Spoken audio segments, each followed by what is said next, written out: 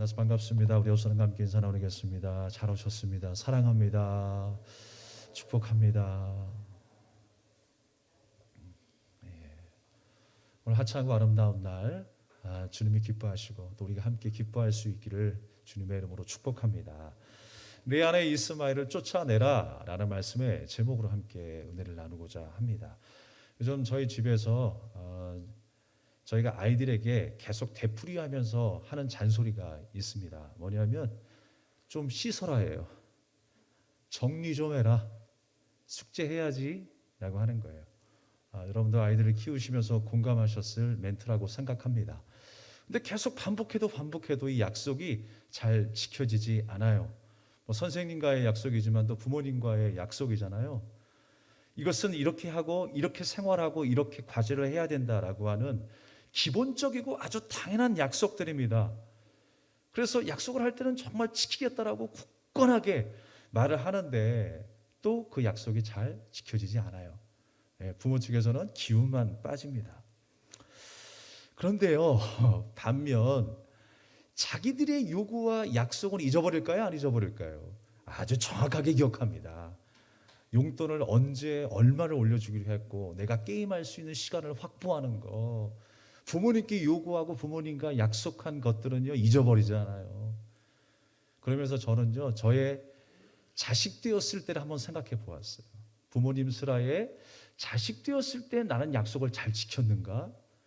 그 생각을 하면 할수록 반성만 되더라고요. 저도 많이 지켜지지 않았던 것 같아요. 그런데 자식의 입장에서는 부모와 했던 약속을 잘 잊어버리지만 부모가 되었을 때는 다르더라고요. 부모가 자식과 약속을 했었을 때는 그 약속을 정확하게 기억을 하게 되더라고요. 아이를 키우고 또 가정을 이끌다 보니까 자식들과의 그 약속을 지키기 위해서 최선을 다하게 돼요. 나아가서 우리가 하나님과의 약속도 마찬가지입니다. 우리가 하나님 앞에 온전히 순종하며 주님 뜻대로 살겠습니다 라고 결단하지만 우리가 주님의 약속을 잊어버리고 살아갈 때가 얼마나 많이 있습니까? 그런데 여러분, 하나님께서 우리를 향하신 약속은 한 번도 변한 적이 없어요. 그리고 그 약속을 반드시 이루어 가시기 위해서 오늘도 우리를 인도하시고 연단하시고 사랑으로 역사하시는 줄로 믿습니다. 바로 나를 향하신 그것이 하나님의 약속인 거예요. 그래서 우리는 분명히 우리를 기억하시고 그 약속을 이루어 가시는 전능하신 하나님을 붙들어야 하는 것입니다. 오늘 본문의 말씀에 드디어 이제 아브라함과 사라가 그 이삭을 낳게 되는 그 역사적인 현장을 우리가 경험하게 됩니다. 하나님이 약속하셨던 그 이삭을 낳게 되는 장면이에요. 오늘 본문의 말씀 속에 1절로 또 2절까지의 말씀을 보면요, 이 얼마 안 되는 짧은 말씀 속에 말씀하신 대로라고 하는 구절이 3번이나 등장하고 있어요. 말씀하신 대로. 그러니까 사람이 말한 대로, 사람이 계산하고 계획한 대로가 아니라 하나님께서 말씀하신 대로, 약속하시고 계획하신 대로 그 모든 일들을 이루셨다라고 하는 거예요. 사람의 생각은 잘 안 될 것 같았는데 아브라함과 사라의 입장에서는 모든 것이 불가능한 조건이었지만 그 모든 역사를 누가 이루셨다? 하나님이 이루셨다. 하나님께서 그 약속을 이루셨다라고 하는 거예요. 우리를 향한 하나님의 계획도 분명히 그렇게 이루실 줄로 믿습니다. 참 이 순간까지 수많은 우여곡절들이 많았죠. 갈대아 우르, 본토 친척 아비 집을 떠나야 했던 어려움들이 있었어요. 그리고 가나안 땅에 도착하자마자 무슨 일을 경험했습니까? 기근을 경험했어요. 그리고 또한 애굽에 가서 자기 아내를 잃어버릴 뻔한 일들도 있었어요. 그리고 수많은 재산 때문에 롯과 다툼이 일어나서 헤어짐을 경험했어요. 그리고 롯을 구하기 위해서 이방 민족과 싸워야 하는, 피 흘리기까지 싸워야 하는 그 엄청난 일들을 경험하게 됩니다. 소돔과 고모라가 멸망을 합니다. 그 수많은 어려움 속에서도 하나님께서는 그 아브라함을 지키셨어요. 그리고 그와 함께 하셨던 그 약속을 계속적으로 이루어 가셨습니다. 특별히 오늘 읽지는 않았지만 2절 말씀에 보면 사라를 돌보셨다라는 말씀의 구절이 나와요. 사라를 돌보셨다. 온 우주를 주관하시는 하나님께서 눈동자같이 지켜보시고 머리털을 세시기까지 그와 함께 하셨던 거예요. 우리를 향한 하나님의 시선도 그런 줄로 믿습니다. 머리털을 샌다라는 게 여러분 상상이나 되십니까? 눈동자같이 지켜본다라는 게 여러분 상상이나 되십니까? 한순간도 우리를 놓치지 않으시는 거예요. 우리를 너무나 정확하게 알고 우리의 필요와 우리의 아픔을 정확하게 알고 우리의 고통을 들으시고 우리를 살피셔서 인도하시는 하나님, 그 역사하는 하나님을 날마다 우리가 바라봐야 합니다. 아브라함과 사라가 그렇게 되기를 간절히 주님은 원하고 계셨어요. 그렇듯이 여러분, 하나님은 끊임없이 나를 위하여 일하시는 하나님이세요.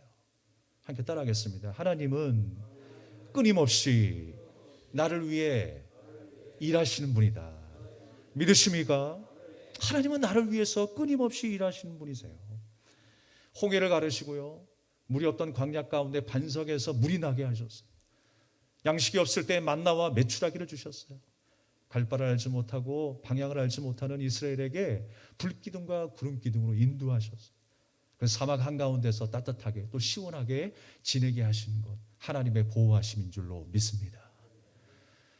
우리의 필요를 잘 아시고 우리의 갈 길을 예비하신 하나님, 그래서 주님은 우리에게 이렇게 말씀하세요. 출애굽기 14장 13절 말씀에 너희는 가만히 있어 여호와께서 너희를 위해 행하시는 일을 보라라고 했어요. 잠잠히 있어 그저 하나님이 역사하시는 그 일들을 보라라고 말씀하고 있어요.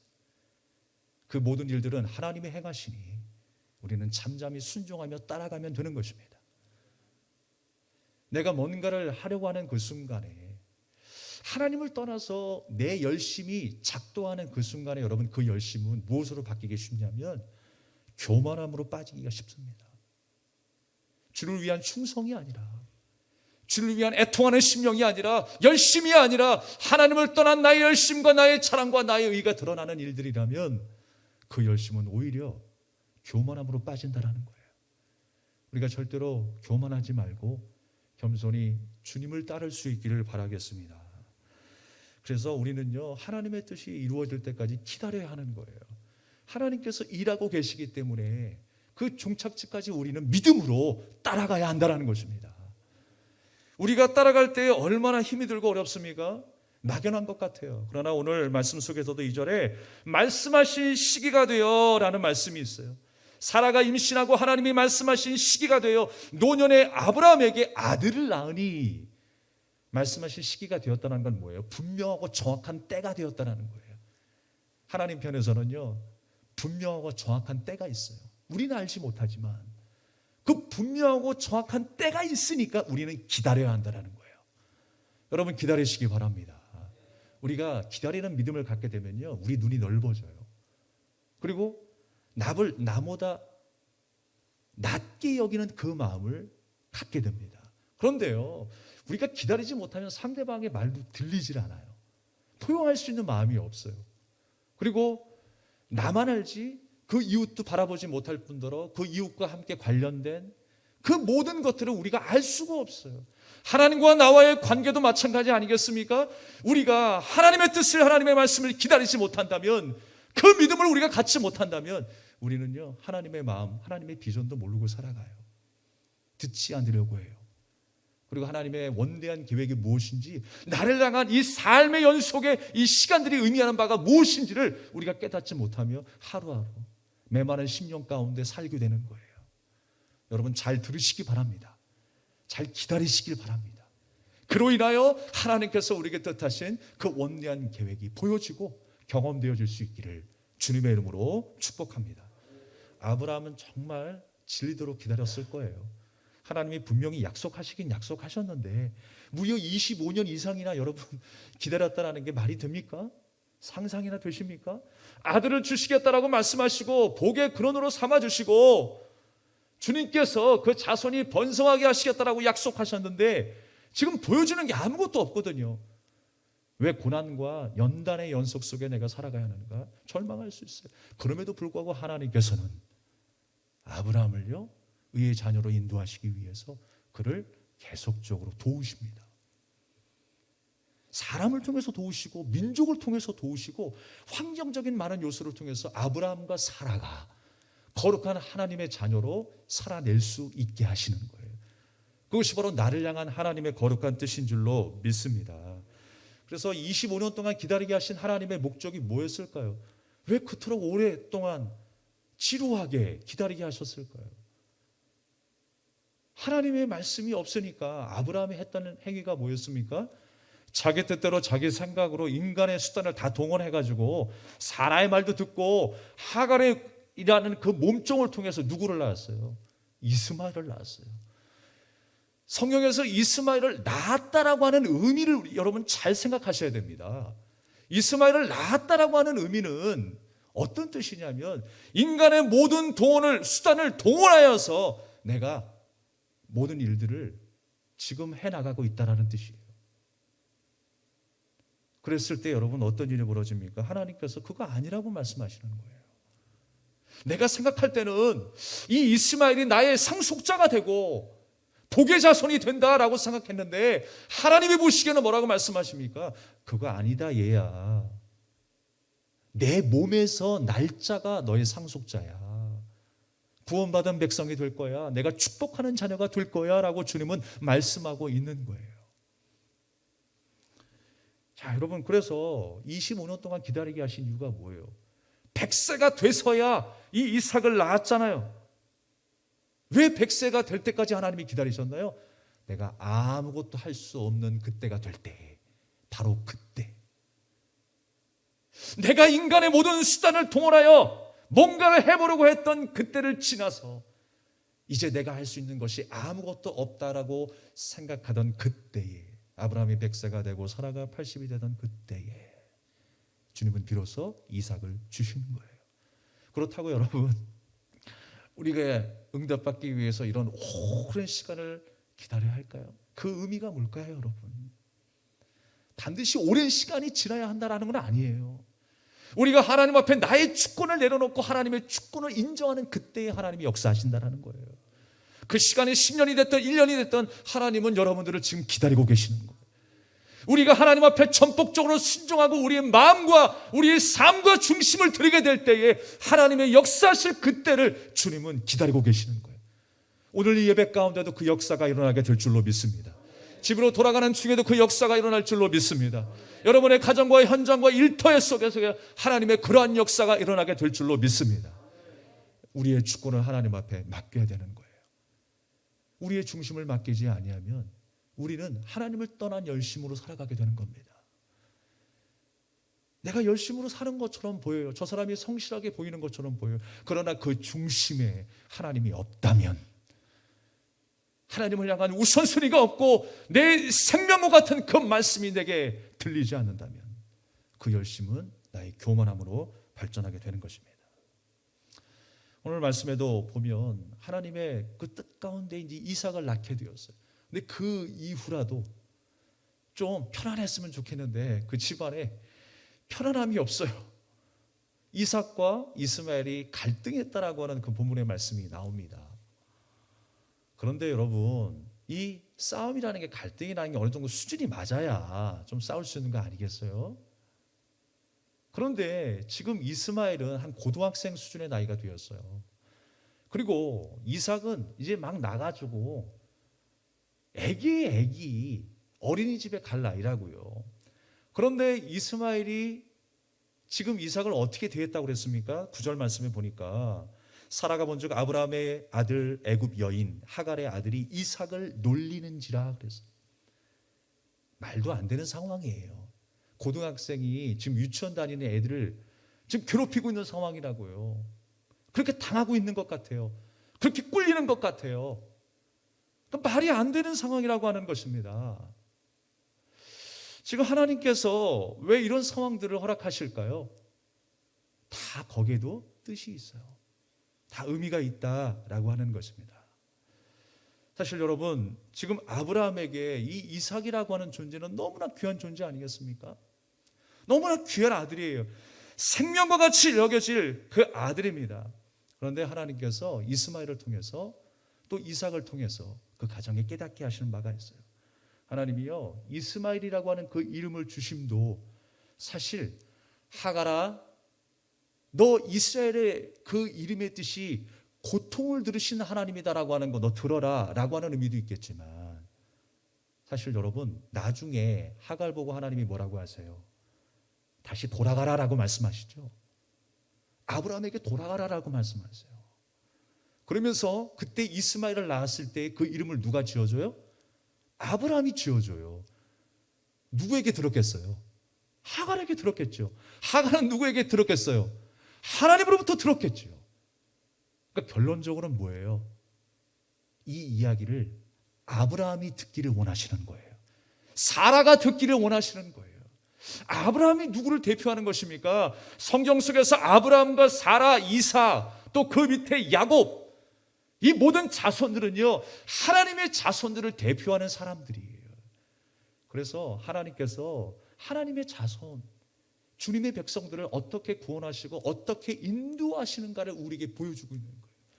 그 외에 많은 사람들을, 지금 그 외에 많은 백성들과 많은 민족들과 많은 사건들을 하나님께서 도구로 사용하셔서 하나님의 백성을 거룩하게 연단하시고 주님의 나라의 온전한 백성으로 삼으시기 위하여 훈련하고 연단하시는 거예요.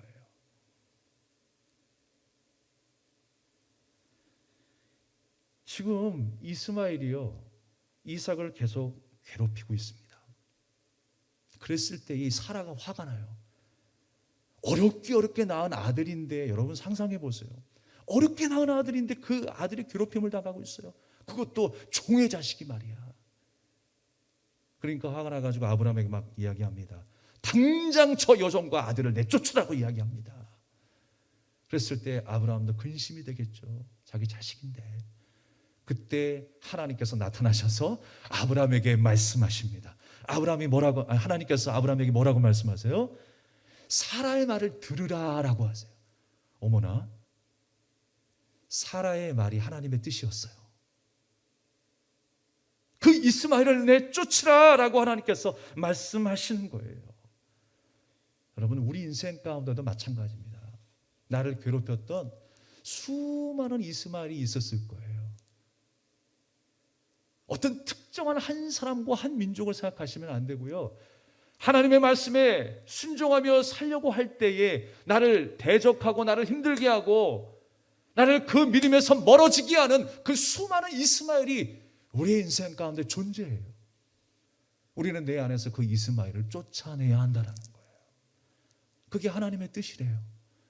나는 힘들고 어려울지 모르겠어요. 정에 묶여서 연민에 끌려서 나는 그것을 쫓아내기가 힘들지 모르겠어요. 그런데 그게 하나님의 뜻이 아니라 그 이스마엘을 쫓아내는 게 하나님의 뜻이래요. 오늘 말씀 속에 나타나 있습니다. 12절에 하나님이 아브라함에게 이르시되 내 아이나 내 여종으로 말미암아 근심하지 말고 사라가 내게 이른 말을 다 들으라. 이삭에게서 나는 자라야 내 씨라 부를 것임이니라. 주님이 말씀하셨어요. 제가 군 시절에 바로 위에 있던 고참이 한 명이 있었습니다. 근데 교회만 가려고 하면 핍박을 해요. 그것이 뭐 구타라든지 말로써 막 죽이는 게 아니고 이 시선으로 항상 눈 탁 내리까는 거 그 하나의 시선이면요 죽는 거예요. 죽어. 교회 한 번 가기가 너무 힘들어요. 그리고 나중에 이제 그 화를 풀 수가 없으니까 저는 막 교회를 가겠다라고 이야기를 하고 고참 가지 말라라고 이야기하고 지금 막 이게 산더미처럼 남아있고 휴일날에 좀 정비도 해야 되고. 근데 사실 여러분 그 일들을 다 맞춰놓고 가도 그냥 교회 가는 게 싫은 거예요. 그냥 빠져나가는 게 싫은 거예요. 같이 있어서 어떤 일이 일어날지 모르니까 또 뭔가를 할 일도 없는데 준비해야 한다는 거죠. 그래서 그 마음 때문에 미움을 많이 당하고 살았는데 나중에는 이제 훈련을 받을 때 이제 헬기장에 올라가서 훈련을 하거든요. 훈련을 할 때에 막 입에서 거품이 나도록 뺑뺑이를 돌리는 거예요. 그러면 저의 입장에서는 그 정도로 자꾸만 괴로움을 당하고 눈치를 받으면 교회 좀 안 나가면 되잖아요. 근데 그렇게 됩니까, 여러분? 근데 더 예배가 사모가 되는 거예요. 더 눈물 짓게 되는 것이고 더 하나님 앞에 나와 주님 앞에 위로받고 싶은 마음이 생기는 것이고요. 눈물 나도록 그 예배가 생각이 나는 거예요. 더. 그러니까 막 수요 예배도 가고 금요일 날도 다른 사람들은 안 가도 가서 기도하고 싶고 찬양하고 싶고 심지어 새벽에도 가가지고 예배드리고 싶은 거예요. 근데 지금 생각해 보니까요, 하나님께서 그 고참을 마치 이스마엘로 나를 붙여준 것이 아닌가라는 생각이 들었어요. 그때는 비록 힘들었지만, 그때는 비록 내가 정말 미워서 한 대 치고 싶었지만, 그 연단의 시간들을 통해서 하나님께서 더 뜨거운 마음을 주셨구나라는 생각을 하게 되었어요. 하나님께서 왜 이스마엘을 이삭에게 붙여주셨을까요? 왜 아브라함에게 붙여주셨을까요? 할 일 없어서 하나님이 붙여주셨을까요? 아니에요. 이 세상의 모든 것들은 하나님의 백성을 위한 하나님의 섭리예요. 하나님의 거룩한 백성들을 위해서 사람을 두시고 민족을 두시고 모든 사건과 사고를 하나님이 주관하고 계시는 거예요. 주님의 백성들이 주님의 때에 이르기까지 거룩하게 준비될 수 있도록 그렇게 하나님은 우리를 세워나가신 줄로 믿습니다. 그게 바로 하나님의 섭리와 계획인 거예요. 우린 다 알 수 없지만 그것이 바로 하나님의 뜻이었다는 것을 오늘 말씀을 통해서 우리에게 확증하고 있는 것입니다. 그렇다고 해서 여러분, 우리가 대하는 많은 사람들을 다 이스마엘이라고 생각하지 마세요. 내가 믿고 나를 대적하는 사람이 이스마엘이다라고 생각하지 마시고, 나에게 좀 밉보이면 다 이스마엘입니까? 그렇지 않아요. 어떤 특정한 사람이나 특정한 민족을 이야기하는 게 아니라고요. 지금도 여러분, 이삭과 이스마엘이 싸운 것처럼 지금도 이스라엘과 아랍권의 나라들은요, 계속 그 전쟁을 멈추지 않고 있어요. 그렇다고 그 아랍에서 크리스찬이 안 생깁니까? 주님의 백성들이 구원함을 못 받아요? 그런 특정한 나라와 민족을 이야기하는 것이 아니라, 오늘 말씀 속에서 아브라함을 상징으로 우리에게 말씀하고 이스마엘을 상징해서 우리에게 말씀하고 있는 것은 거룩한 주님의 백성으로 선택되는 그 하나님의 사람, 그 하나님의 민족을 주님께서 어떻게 구원하시고 이끌어 가시는 것을 우리에게 말씀하고 있습니다. 특별히 이스마엘이 이삭을 놀렸다고 할 때요, 그 저번 주에 우리가 함께 나눴던 말씀이 있죠. 차크라고 하는 단어, 웃었다라고 하는 단어. 사라가 하나님 앞에 믿지 못해서 웃었어요. 또 보디발의 아내가 요셉을 희롱하는 장면이 나옵니다. 희롱했다라고 하는 말. 삼손이 무시당하고 조롱당하고 희롱당했다라고 하는 그 성경의 기사. 그냥 놀린 게 아니고요, 그 이삭을 조롱한 거예요. 희롱한 거예요. 업신여긴 거예요. 이스마엘은 이삭을 그렇게 놀렸습니다. 그러니까 그 모습을 보고 사라가 열받은 거죠. 그래서 그를 내쫓게 된 것입니다. 그런데 그것이 하나님의 뜻이었다라고 성경은 우리에게 말씀하고 있습니다. 나를 방해하는 어떤 특정 사람이 아니라 주님의 구원의 대상을 내가 어떻게 다 알 수가 있을까요? 특정한 사람이나 민족이 아니라 하나님의 은혜 없이 자기 힘으로 자기 열심으로 살아가는 그 사람과 민족을 이스마엘로 상징하고 있는 것입니다. 그래서 우리가 의문을 갖게 되죠. 왜 하갈과 이스마엘은 제외되었습니까? 왜 그렇게 브엘세바로 광야로 쫓겨나서 고생을 해야 됩니까? 왜 그렇게 고통 속에서 방황을 해야 됩니까? 라고 우리가 생각할 수 있어요. 그런데 여러분, 놀라운 사실은 하나님께서 그 이스마엘을 한 민족을 이루게 하시고, 그것도 큰 민족을 이루게 하셨다고 그랬어요.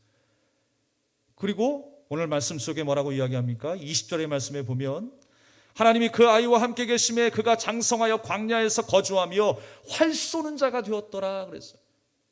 그가 이제 장성해서요, 육체적인 성장뿐만 아니라 전 세계에 영향력을 미치는 한 사람으로 지금 성장하고 있는 거예요. 활 쏘는 자가 되었다. 그 영역이 날마다 번성해 나가는 민족과 그 사람이 되었다라는 것을 우리에게 말씀하고 있습니다.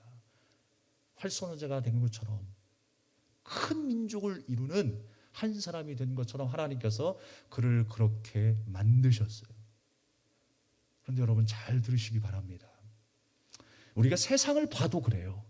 세상을 바라보면 저 사람 하나님 믿지 않는데, 하나님이 기뻐하시지 않은 행동을 하는데 저렇게 번성하고 번영할 수 있을까?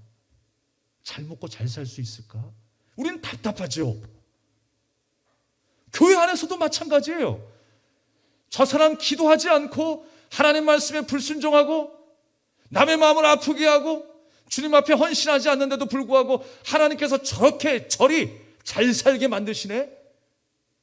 그러나 여러분, 그 모든 것이 우리의 부러움의 대상이 아니라는 거예요.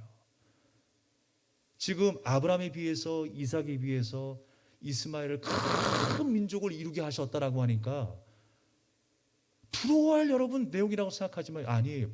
부러워할 내용이 아닙니다. 하나님께서 아브라함이 살아가는 동안에, 주님의 백성이 이 땅에 살아가는 동안에 하나님께서는 수많은 사람들과 민족들과 그 환경들을 하나님께서 허락하시고 남은 인생 동안에 그들을 도구로 사용하실 거예요. 결국은 누구를 위해서요? 나를 위해서. 주님의 백성들을 위해서. 지금 아브라함을 위해서 이스마엘이 있는 거예요. 이삭을 위해서 이스마엘이 있는 거예요. 사라를 위해서 이스마엘이 있는 거예요. 그가 아무리 큰 민족을 이루고 번성을 이룬다고 할지라도 이 땅에서의 그 아브라함을 세우기 위한 도구에 불과한 것이지 영원한 축복이 아니라고 하는 것을 기억하시기 바랍니다. 우리가 이 세상을 바라보는 관점도 그렇게 달라져야 돼요.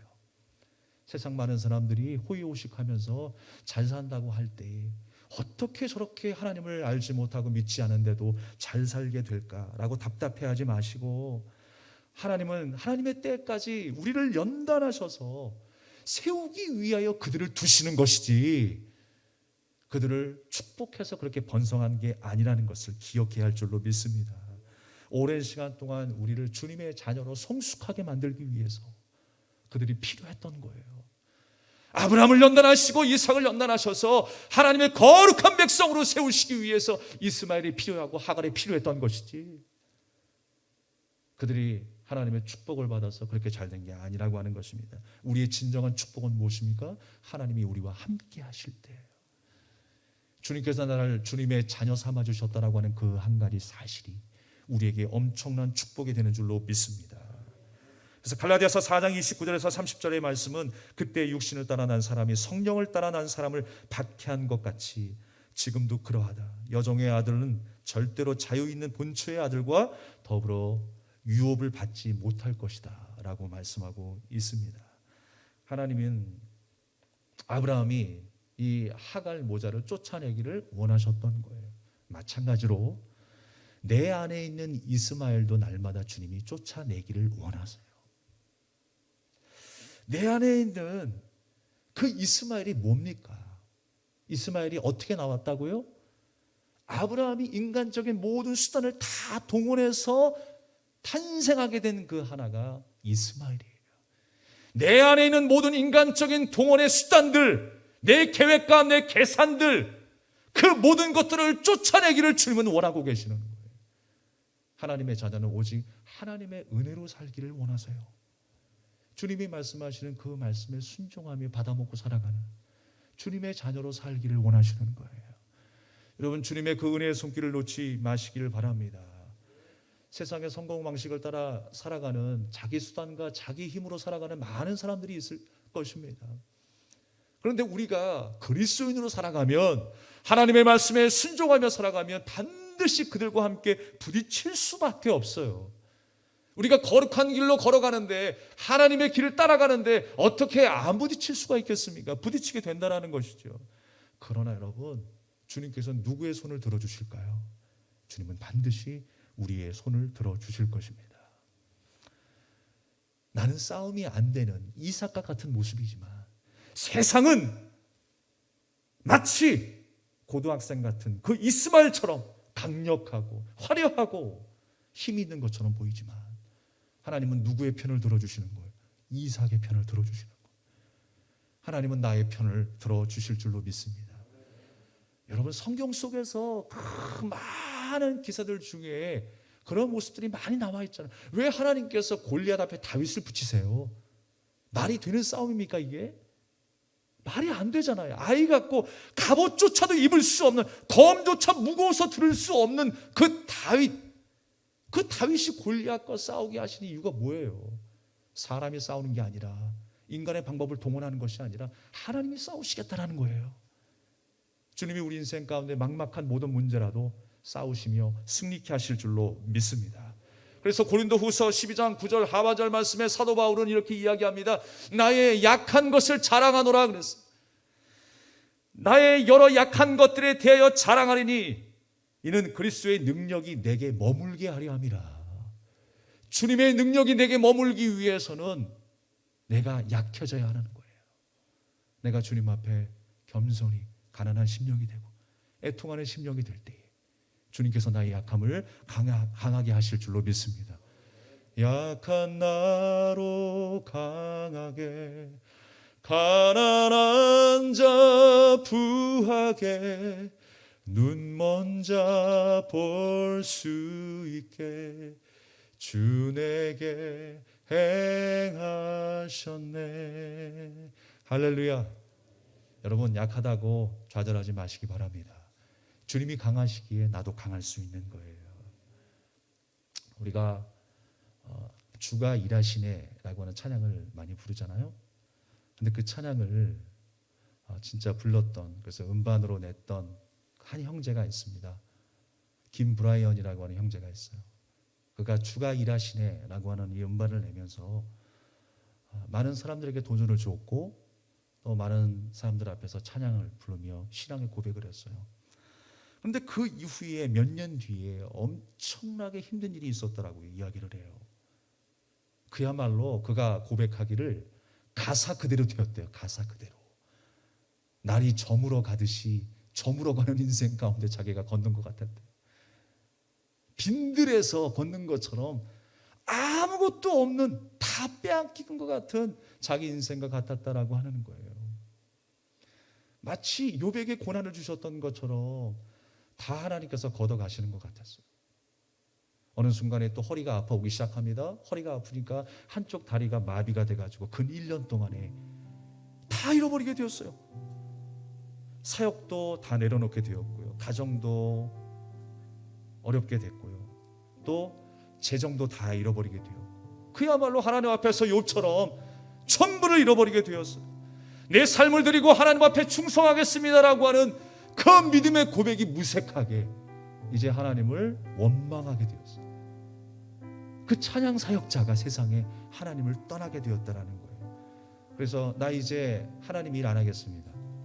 난 주님을 떠나겠습니다 라고 선언하고 돈이나 벌어서 살아야 되겠다라는 생각으로 부모님이 운영하시는 그 슈퍼마켓에 들어가가지고 알바를 시작했어요.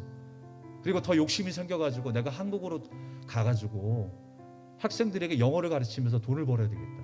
그래서 사업을 해야 되겠다라는 생각을 하게 되었대요. 그런데 여러분, 놀라운 사실은 그 가운데도 하나님의 인도하심이 있었어요. 이제 영어를 배우겠다라고 하는 몇십 명의 이제 아이들이 수강생이 되었잖아요. 학생들을 모집했는데 그 학생들이 다 한결같이 크리스찬이었다는 거예요. 예전에 이 주가 일하시네라고 하는 찬양으로 은혜 받은 사람들, 또 평범하게 신앙생활했던 사람이 이 김브라이언 이 형제님과 함께 영어 공부를 하게 되었어요. 그러면서 그 학생들이 이런 얘기를 합니다. 선생님, 저 성경을 영어로 공부하고 싶습니다. 저 이제 하나님 믿지 않습니다. 저 교회를 떠났습니다 라고 이야기를. 아니요, 그래도 성경으로 저는 영어를 공부하고 싶습니다 라고 이야기를 해요. 그래서 돈은 벌어야겠고 어쩔 수 없이 또 성경을 보기 시작했대요. 성경을 연구하기 시작했어요. 그걸 또 영어로 이야기해야 되고 또 가르쳐야 될 거 아니겠습니까? 그러다 보니까 여러분, 하나님께서 그를 만지기 시작했어요. 성경을 읽다 보니까 깨달음이 오기 시작했어요. 자연스럽게 성경 공부가 이루어진 거예요. 깨달음이 오기 시작했습니다. 그러면서 하나님께서 감동을 주시기를, 그렇지, 내 원래 꿈이 이거였는데 말씀이 너무 달아서 하나님 저 좀 사용해 주세요. 내가 주님의 영광을 위하여 쓰임 받겠습니다라고 다짐했던 그 순간들이 기억이 났다라는 거예요. 그러는 가운데에 자기를 통해서 하나 은혜 받았던 집사님이 찾아와가지고 이런 얘기를 하더래요. 형제님, 하나님은 당신을 너무 사랑하세요. 아니에요, 전 쓰레기예요 라고 이야기를 했대요. 근데 아닙니다. 하나님은 당신을 너무 사랑하시고 기뻐하세요. 위대하게 형제님을 사용하실 겁니다. 그런데 그 이야기를 들으면서 점점 그 마음이 녹기 시작했어요. 마치 하나님이 선지자의 입술을 통해서 말씀하시는 것처럼 울림이 있었고 감동이 되기 시작했어요. 그래서 이런 감동을 주셨어요. 네가 포기한다고 해서 안 되는 게 아니야. 내 계획이 있잖아. 왜 너의 잣대로 너의 계산대로 수단을 동원해서 힘들다고 포기하니? 라고 하는 하나님의 그 감동의 말씀이 들려오더래요. 그래서 하나님께서요, 이 김브라이언 형제님을 통해서 다시금 역사하시고 글을 쓰시기 위해서 수많은 사람들을 붙여주시는 거예요. 그래서 이 사람 만나고 또 은혜 받고 저 사람 만나서 또 옛적 그 신앙을 회복하게 되고, 하나님께서 그를 다시 한번 그렇게 일으켜 세우신 거예요. 그러던 와중에, 그렇게 힘들고 고달픈 터널을 지나고 있는 그 와중에 한 지인이 와가지고, 형제가 와서 이런 이야기를 하더래요. 형제, 지금 한국에서 난리가 났대. 당신이 불렀던 주가 일하시네, 그 찬양이 많은 교회에서 예배곡으로 불려져가지고 그 곡이 떴대, 난리가 났대 라고 이야기를 하는 거예요. 방황하는 시기에 한국의 많은 교회들이 예배곡으로 이 노래를 사용하게 된 거예요. 그 생각을 해보니까 날이 저물어 갈 때, 빈들에서 걸을 때, 그렇게 나는 걷고 있었는데 알고 보니 하나님은 나를 위해서 일하고 계셨다는 거, 그 사실을 깨닫게 되었대요. 그래서 지금은 열정을 가지고 믿음으로 주의 일들을 감당하고 있습니다. 다시금 그 찬양을 그의 입술로 고백하며 부르면서 하나님의 영광을 위하여 아름답게 쓰임받고 있습니다. 사랑하는 여러분, 이 한 주가 하나님이 도우시고 하나님이 일하시는 한 주가 될 것입니다.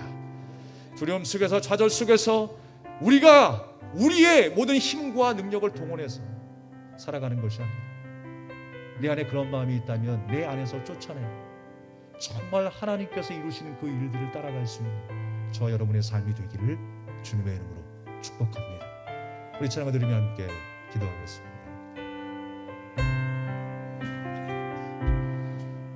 날이 저물어 갈 때, 빈들에서 걸을 때, 그때가 하나님의 때,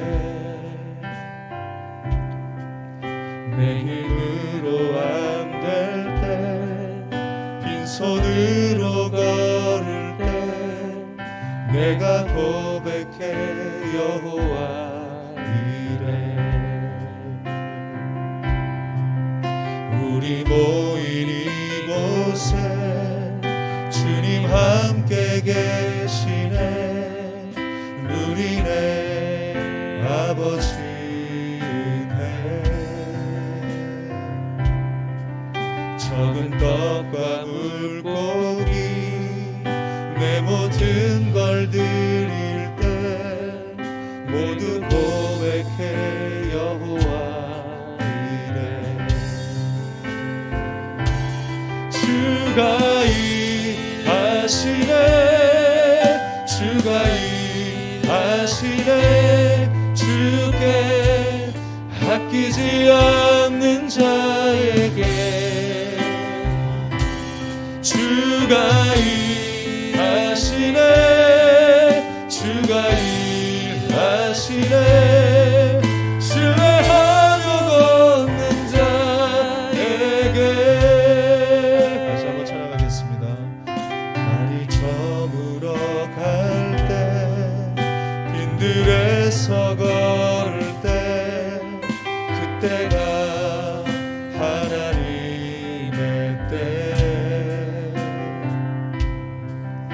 내 힘으로 안 될 때, 빈손으로 걸을 때, 내가 고백해 여호와 이래.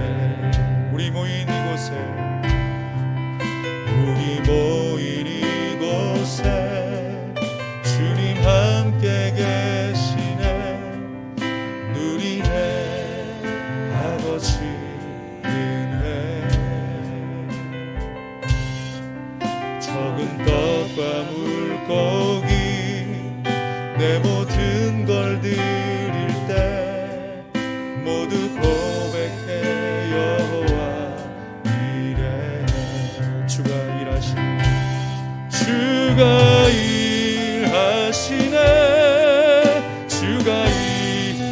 하시네. 주께 아끼지 않는 자에게 주가 일하시네. 주가 일하시네. 신뢰하며 걷는 자에게 주가 일하시네. 주가 일하시네. 주가 일하시네. 주께 아끼지 않는 자에게 할렐루야. 주가 일하시네.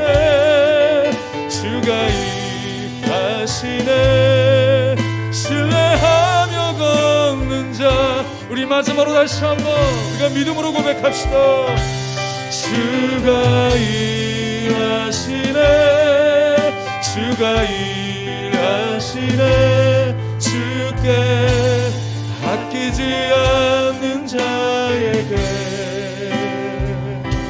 주가 일하시네. 주가 일하시네. 신뢰하며 걷는 자에게 신뢰하며 걷는 자에게 신뢰하며 걷는 자에게 신뢰하며 걷는 자에게.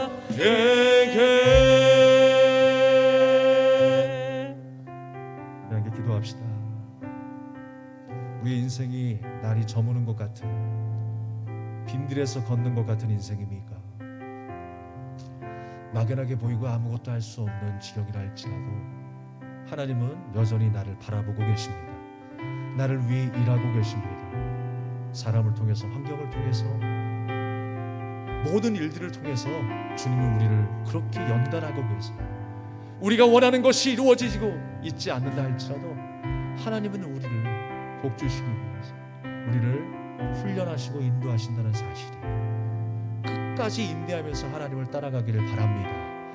하나님이 주시는 그 기쁨과 은혜와 그 평강을 누리는 저와 여러분 되기를 원하고, 오늘 시간에 다시 한번 주를 위해 살고 주님의 뜻에 순종하는 삶을 살겠노라고 결단하는 오늘 이 시간이 되기를 원합니다. 우리 함께 기도하겠습니다. 하나님 아버지여, 우리를 붙들어 주시옵소서.